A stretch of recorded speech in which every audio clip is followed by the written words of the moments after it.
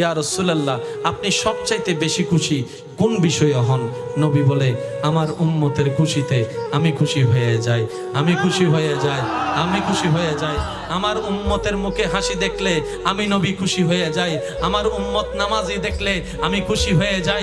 আমার উম্মত মা বাবার সেবা করলে আমি খুশি হয়ে যাই।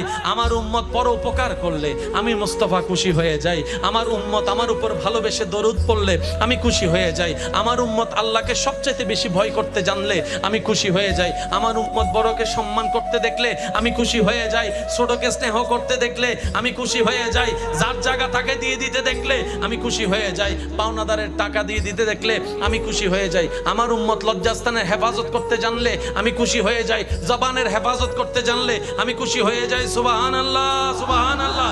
আমার উম্মতকে যখন দেখি চোখের হেফাজত করছে, মনকে কন্ট্রোল করে, আমি খুশি হয়ে যাই। এক কথায় আমার উম্মতের খুশি আমি খুশি, আমার উম্মতের আনন্দ আমার আনন্দ, আমার উম্মতের আনন্দ আমার আনন্দ।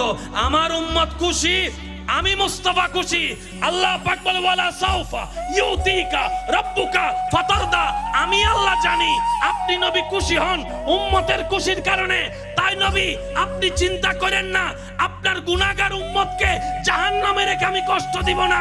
আপনার সুপারিশের কারণে তাদেরকে জান্নাতি করে করে আমি উম্মতকে জান্নাতি বানাবো, আর আপনাকে খুশি করতেই থাকবো। সুবহানাল্লাহ।